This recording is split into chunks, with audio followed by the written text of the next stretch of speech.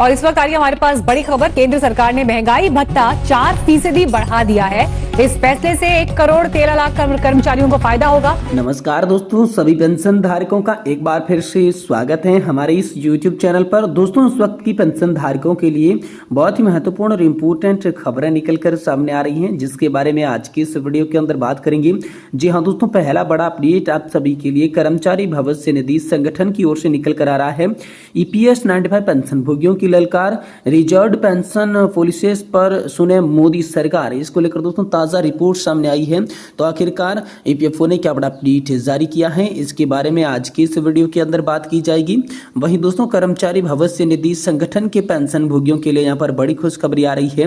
न्यूनतम पेंशन 9,000 रुपए करने की तैयारी में लग रहा है EPFO। तो आखिरकार न्यूनतम पेंशन 9,000 रुपए किस दिन होने वाली है, कैसे होने वाली है, कितना लाभ किनको मिलेगा, इसके बारे में जो रिपोर्ट आई है इसकी भी चर्चा आज की इस वीडियो के अंदर करेंगे। साथ ही खुशखबरी है, 50 से 53% हो गया है आपका DA। एरियर के साथ इतनी बढ़ गई है आपकी पेंशन, खाते में आएगी कितनी पेंशन, तो इसके बारे में बात करेंगे कि आखिरकार आपके खाते के अंदर कितनी पेंशन आएगी और कितना एरियर आएगा। और वहीं अंतिम में बात करेंगे, सरकार ने NPS पर दोस्तों बड़ा अपडेट दिया है। ओल्ड पेंशन स्कीम की डेडलाइन बढ़ाने को लेकर बहुत ही महत्वपूर्ण सरकार ने बात कह दी है। तो आखिरकार इसके बारे में भी आज की इस वीडियो के अंदर बात करेंगे। यानी कि पेंशन से जुड़ी 4 बड़ी अपडेट्स को आज की इस वीडियो के अंदर जानेंगे। इसीलिए आप सभी से निवेदन करते हैं कि दोस्तों आज की इस वीडियो को आप लास्ट तक देखिएगा। साथ ही अगर हमारे चैनल पर नई हैं तो दोस्तों चैनल को भी सब्सक्राइब जरूर कर लीजिएगा। तो चलिए सबसे पहली बड़ी खबर की बात करते हैं। EPFO न्यूज बड़ी निकलकर सामने आ रही है। यहाँ पर EPS 95 पेंशन भोगियों की ललकार जो है रिजर्व पेंशन पॉलिसीज पर दोस्तों यहाँ पर जो है मोदी सरकार को सुनाने की बात कही है। कर्मचारी भविष्य निधि संगठन के सदस्यों और पेंशन भोगियों की मन की बात आज दोस्तों हम बताने जा रही हैं। न्यूनतम पेंशन 7,000 रुपए 500 करने की आवाज उठ रही है। एक पेंशनर्स ने इस पर लिखा है कि हम सभी को हार्दिक स्वागत करते हैं। सेवानिवृत्त, वर्तमान कर्मचारी, निजी क्षेत्र के कर्मचारी, अर्ध सरकारी कर्मचारी और आपके परिवार। हमें बड़ी उम्मीद है, दृढ़ संकल्प है आपको साथ में एक छत के नीचे एकजुट होने, अपनी सेवानिवृत्त जीवन को सुरक्षित करने और सभी के लिए सम्मानजनक पेंशन के लिए लड़ने के लिए आमंत्रित करते हैं। बहुत लंबे समय से हमने से जिन्होंने हमारे देश के विकास और समृद्धि में अथक योगदान दिया, उन्हें हमारे सेवानिवृत्ति के वर्षों में अपर्याप्त समर्थन मिला है। हम कार्यबल की रीढ़ एक ऐसी पेंशन के हकदार हैं जो हमें सुनहरे वर्षों को सम्मान और शांति के साथ जीने की अनुमति देती है। ये एक बुनियादी अधिकार है जिसे सुरक्षित करने के लिए हम सभी को एक साथ खड़ा होना चाहिए। हम सभी EPS 95 पेंशन भोगी, वर्तमान में PF योजनाकर्ता, निजी क्षेत्र के कर्मचारी और अर्ध सरकारी कर्मचारियों के लिए महत्वपूर्ण आंदोलन में एकजुट होने का आह्वान करते हैं। हाथ मिलाकर हम अपनी आवाज एक उचित और सभ्य पेंशन की मांग को बढ़ाते हैं, जो हमारी नौकरी के लिए दी गई वर्षों की कड़ी मेहनत और समर्पण को दर्शाती है। पेंशनर्स ने लिखा कि हमारी यहाँ पर जो है सामूहिक शक्ति, हमारी एकता निहित है। साथ ही मिलकर हम सब दबाव डालकर पेंशन नीतियों में संशोधन के लिए दबाव डाल सकते हैं, जो हमारी आवश्यकताओं को पूरा करने के लिए उचित है, न्याय संगत है और पर्याप्त भी है। ये सिर्फ हमारे लिए नहीं बल्कि हमारी परिवार वालों के लिए, आने वाली पीढ़ियों के लिए लड़ाई है, जो कि एक सुरक्षित और स्थिर सेवानिवृत्ति के हकदार होती हैं। अंत में पेंशन भोगियों ने लिखा कि आइए हम एक साथ खड़े हो, हमारा हक है, हमारी उनकी मांग करें। आइए हम सुनिश्चित करते हैं कि हर कर्मचारी, चाहे वह किसी भी क्षेत्र का हो, उसके जीवन भर की सेवा के बाद वित्तीय सुरक्षा मिले जिसके वह हकदार है। इस आंदोलन के साथ जुड़े, आओ साथ मिलकर हम बदलाव ला सकते हैं।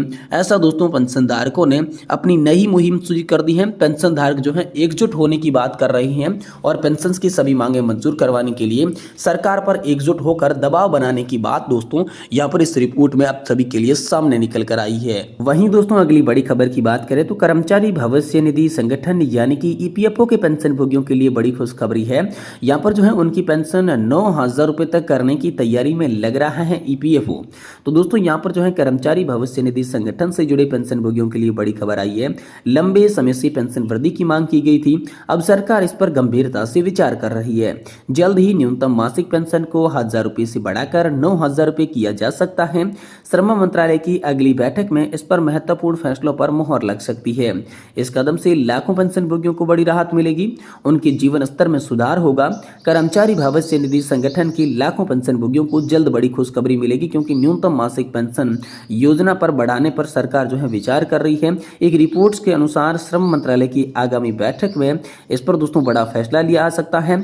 तो पेंशन भोगियों को बड़ी राहत मिलेगी, उनके जीवन स्तर सुधर जाएगा। इस फैसले से उन लोगों को विशेष रूप से लाभ होगा जो कि अपनी वृद्धावस्था में वित्तीय कठिनाइयों का सामना करते हैं।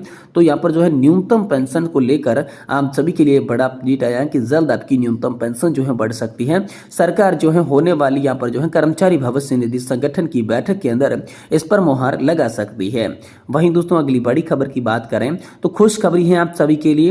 डीए 50% से 53%, एरियर के साथ इतनी बढ़ गई पेंशन, खाते में आएगी कितनी पेंशन? जी हाँ दोस्तों, आप सभी के एरियर बढ़ गया है, यहाँ पर आप सभी का डीए बढ़ा है, तो कितनी पेंशन बढ़ेगी इसको लेकर दोस्तों आप सभी के लिए नई रिपोर्ट सामने आई है। देखिए, पेंशन भोगियों का महंगाई भत्ता 50% से बढ़कर 53% हो चुका है।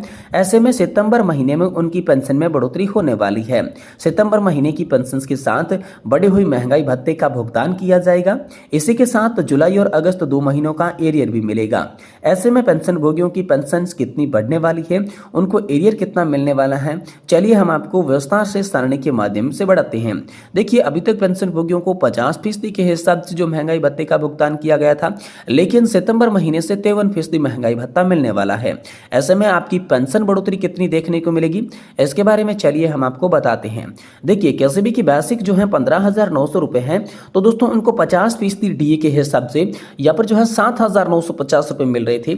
लेकिन वहीं अगर आपका 3% डीए और ऐड कर दिया जाता है तो यहाँ पर 8,427 रुपए मिलेंगे।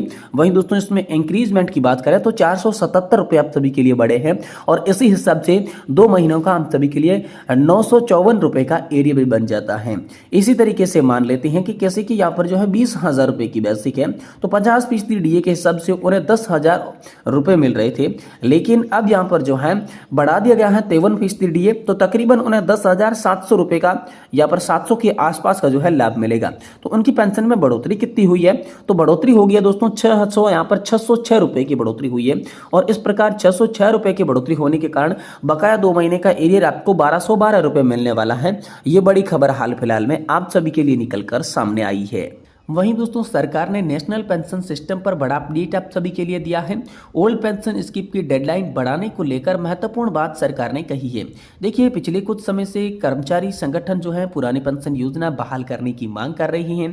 कर्मचारियों का मानना है कि ओल्ड पेंशन स्कीम ही उन्हें एक निश्चित पेंशन मिलती है, जिनसे उनकी आर्थिक स्थिति और रिटायरमेंट के बाद की जिंदगी जो है वो सुरक्षित हो जाती है। तो केंद्र सरकार ने एक बार फिर से स्पष्ट कर दिया है कि वह कर्मचारियों के लिए पुरानी पेंशन योजना को बहाल करने पर विचार नहीं कर रही है। लोकसभा में पूछे गए एक प्रश्न के लिखित जवाब में दोस्तों केंद्रीय मंत्री जितेंद्र सिंह जी ने बुधवार को कहा कि केंद्र सरकार के कर्मचारियों के लिए राष्ट्रीय पेंशन प्रणाली के बदले पुरानी पेंशन योजना स्वीकार करने की समय सीमा बढ़ाने का कोई भी प्रस्ताव नहीं है। आपको बता दें कि यह कर्मचारी संगठनों के लिए एक झटका हो सकता है। केंद्र सरकार ने कर्मचारियों के लिए न्यू पेंशन स्कीम की शुरुआत 2003 में की थी। कार्मिक राज्य मंत्री डॉक्टर जितेंद्र सिंह जी ने एक प्रश्न के लिखित उत्तर में 1 जनवरी 2004 से केंद्र सरकार की सेवा में सभी नई भर्तियों के लिए एनपीएस अनिवार्य बताया है। केंद्रीय मंत्री जितेंद्र सिंह जी ने कहा कि 3 मार्च 2023 को जारी आदेश के संबंध में कोई निर्देश जारी करने का प्रस्ताव हमारे पास नहीं है। तो दोस्तों पिछले कुछ समय से कर्मचारी संगठन पुरानी पेंशन योजना को बहाली करने की मांग उठा रहे थे। यहाँ पर जो है जबकि एनपीएस में जोखिम रहता है, रिटायरमेंट के बाद कम पेंशन मिलती है, ओपीएस के अंदर अच्छी पेंशन मिलती है, तो इसको लेकर मांग उठा रही थी। तो इस पर सरकार का मानना है कि एनपीएस एक बेहतर विकल्प है, क्योंकि इसमें कर्मचारी अपने योगदान करते हैं, निवेश के माध्यम से धन बढ़ाने का भी उनके पास में मौका है।